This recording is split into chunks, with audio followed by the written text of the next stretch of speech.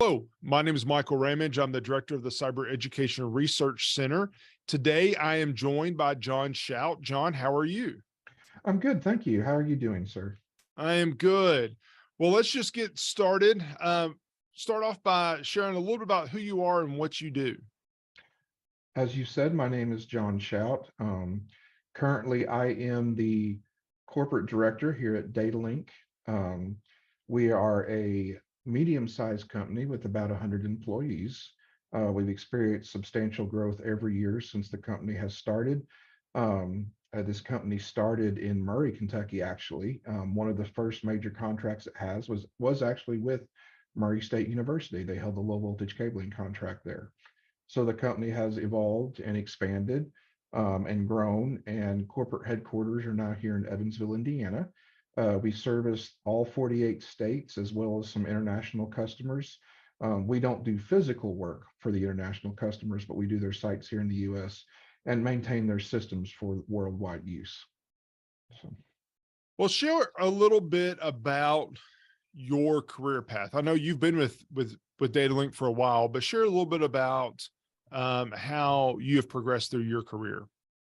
I actually started as a student worker at Murray State in the fall of 2000.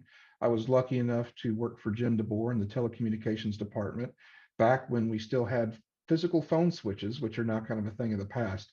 But it was a great experience. It was fun to get hands-on. It's a technology that was hard to get any experience on at that time because it was kind of winding down and still is. But some of the references and terms are still very valid today that we come across. And it's hard to get explanations on where those technologies got their base and why some things are called what they are, unless you were lucky enough to get your hands on. Um, that being said, in 2005, I was blessed to be a successful candidate for a network technician spot. It was for ResNet back in the day. I don't know what they call the residential network these days, if it's still ResNet or something different. But so I got to go to the dorm rooms and troubleshoot cabling issues and switch issues and routing issues. And that progressed into a network administrator, network engineer. So several years there, I worked there at Murray State. I was in charge of the firewalls and the campus routers, our connections to the state network, as well as the internet, multiple internet connections. And then that led me to here, my job here at DataLink in Evansville. My wife and I were looking for a change of scenery, just a kind of a new place to live. Not that we were unhappy at Murray State or living in the Murray area. We were very happy there, but we were looking for just something different. We were young, new and starting out. So here at DataLink, we do a lot of cabling is how they started out, like I said, but now we do large scale access control and video surveillance. And about the time we were looking to potentially relocate, this company had landed one of its first large contracts in the construction of the Owensboro Hospital, the new hospital several years ago that was built. DataLink exclusively had the card access control and surveillance contracts for that. It was almost 2,000 access control doors, about 1,000 security cameras inside and out. And while they had the physical personnel, they didn't have quite the technical expertise to go with it. So, of course, we were physically installing the products, but also working with their IT and development and construction contracts to set up the technology and the networks to accommodate these systems. And keep in mind, back at that time frame, some of these systems were still kind of newer concepts for a lot of companies. A lot of IT directors didn't want IP voice. They didn't want security cameras on the network. All it would do is lag their network down and become a security risk. So those were things we had to learn and overcome. I've been blessed and lucky enough to continue to grow my position. Now I'm, like I said, the corporate director, which means I'm basically second in charge of the company. I'm over all technical services. We have an in-house help desk for our customers as well as our clients. I do a lot of first customer impressions. I travel a lot to do walkthroughs and meet customers. One thing we pride ourselves in is that we try not to push things that customers don't need. If we try to sell something, there's a genuine need for it. Because of that, we get a lot of repeat business. So we have a good reputation. We're proud of that. We try to treat our employees as family, and it's just a wonderful place to work.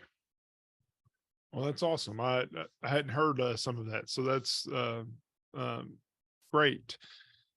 A great journey so far. Um, well, let me ask a question.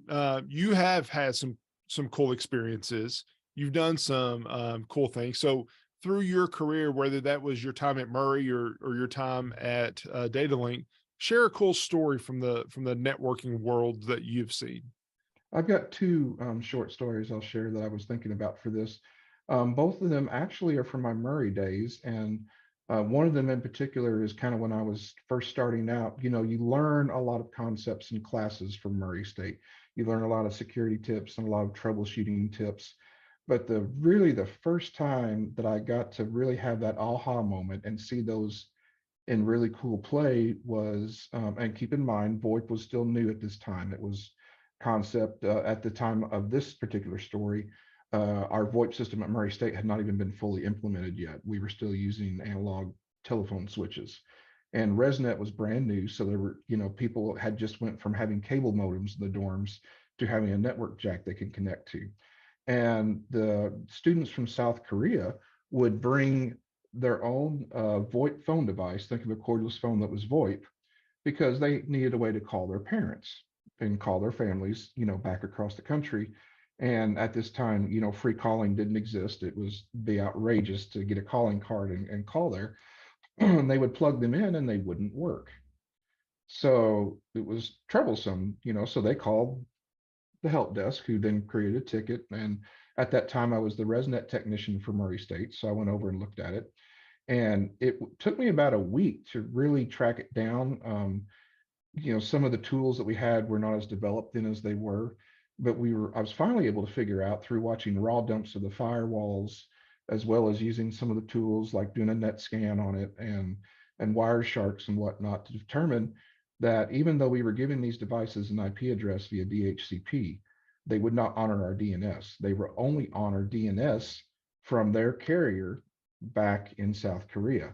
Well, we were blocking all outbound DNS because why would you want someone else's DNS inside your network? Excuse me.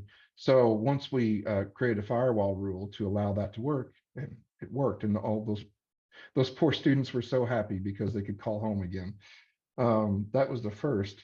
The second experience actually was kind of a carryover. I started it as the student worker right before I had kind of achieved my position, but I hadn't started my new position yet.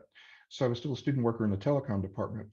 And we, Murray State had purchased Cisco as a VoIP provider to get off of our said telephone switches.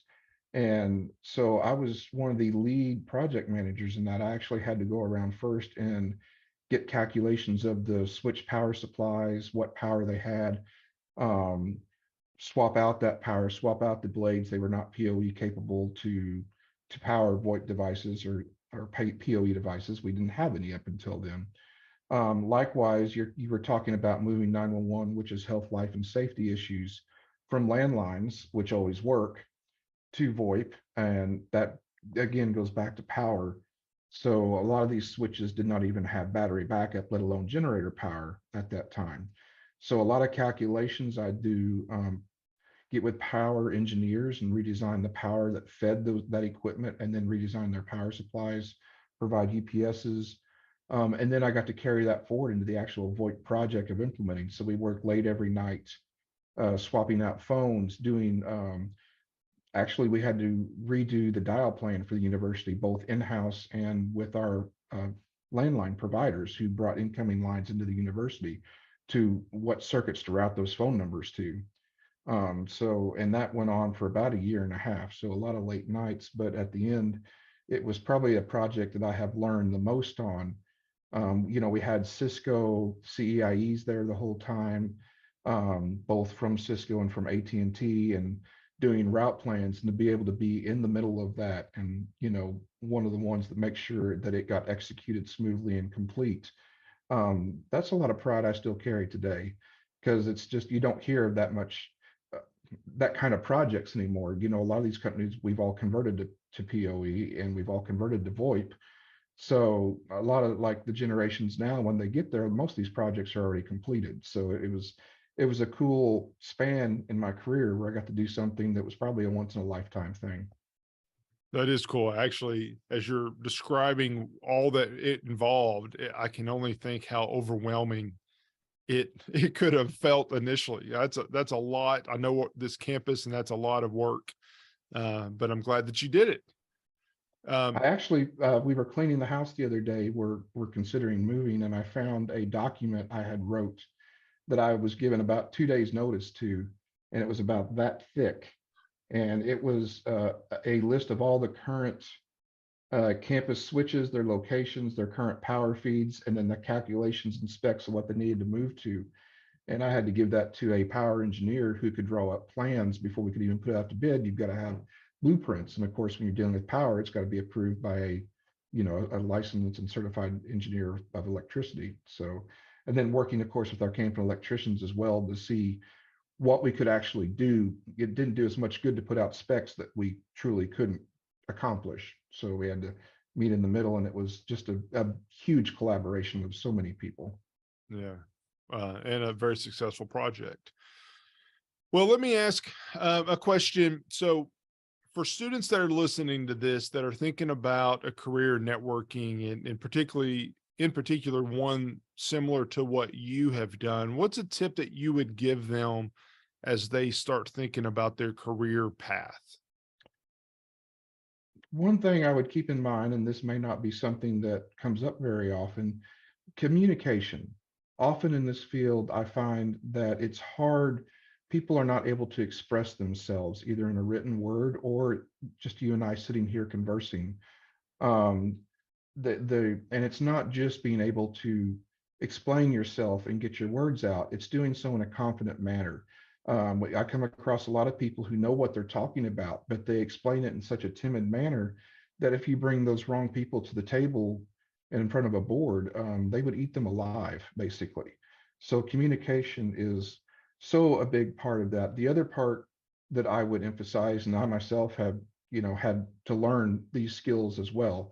So I'm speaking from experience here, is patience in communication and patience in general. A lot of times you'll come into an environment where what you were asked to do or told to do is completely not on track with what, say, a customer or a coworker expects. And that doesn't mean either one of you are wrong, but it means that take a breath, don't immediately shut someone down, and try to get to the bottom of what the difference is, maybe even before you recommend a fix, because there could be a lot more to the story. So those are the two things I would emphasize: patience and good communication. I think both of those go across a lot of different disciplines as well. Well, let me end with this last question. Um, I get the question a lot. I know you get the question a lot. What certifications should I think about as a student that's wanting to get into this field? Should I look at this certification or that certification, or do certifications even matter to you? I guess what would your advice would be to someone thinking about certifications? So when I interview potential employees for some of our technical positions, because we have many positions, not all of them are technical in nature. Some of them are being able to install physical devices and service them. But as far as the technical side, when I interview someone, I do look at their certifications. I see what they have, and I see what they are and how long they've held them. And did they recert them or let them lapse? But I will also say that I'm never not going to hire someone based on certifications they do or do not have. I still look for the best fit for the position. Certifications, I do value them. I think that if you've put your time into them, there's something to be respected there. But experience is also part of that equation. A certification doesn't mean anything if you don't know how to actually perform those steps. It means you've passed a test. Now, granted, there were labs usually involved and test procedures involved, but real world experience is not always the same as an exam. The one thing I would encourage, though, is if you do have those certifications, I would encourage you to keep them. Um, Now, on the technical side, as far as like networking and whatnot, the Cisco CEIE, if anyone who can obtain that, that's respect right there. That is a very hard test. But some of the lower ones, the CCNA, there's a lot of knowledge there to be held. So while I'm not require those when I hire, I do respect those when I see them. Um, for example, when I was a student worker, I worked full time for a couple different ambulance services to help pay for my tuition. And I became a licensed paramedic instructor and evaluator. Now, I don't do that work anymore, but I still keep those certifications and licenses up again for the same reason. I put that much hard work into them. I didn't want to see them lapse, basically. So those are my 2 cents as far as the technical side. Now, when you get to the security integrator side, which is technically what my company is considered, when we do software and hardware and getting, say, camera systems, card access systems, to work with elevators, infant protection systems, fire alarm systems, and other type of things, a lot of the manufacturers do have certifications and classes that we have to go through. However, they're also specific to that company, and most of them will only allow you to have it through your company. And if I leave, my company owns that certification, not me. So it is a mix. It kind of depends on where you're going and what you want to do with it. More networking, security type things, you can probably get those and hold on to them. More, say, security integrator side like me, they don't matter as much because we'll have to, even if you've passed them before, you have to pass them for my company. But long story short, yes, I do respect them. I think I do value them, but in the end, I still hire the best candidate with or without those certifications in place. I think that's a good answer and well stated. Well, I let me say I appreciate your time today. And as we wrap up, is there anything else that you want to share as we wrap up? The only thing else I could share is that, if you're seeing this and you're a student at Murray State or a potential student at Murray State, I encourage you to go the course. You have wonderful instructors. You have a wonderful program there that's not found anywhere else. The value for your money is second to none. Trust me, I know. I work on several college campuses across the country, as well as in others in Kentucky, and there's just an environment there, and you have such an opportunity to learn. I would encourage you to take full advantage of that. Well, thank you for those words and thank you very much for your time. I appreciate it. Thank you, sir.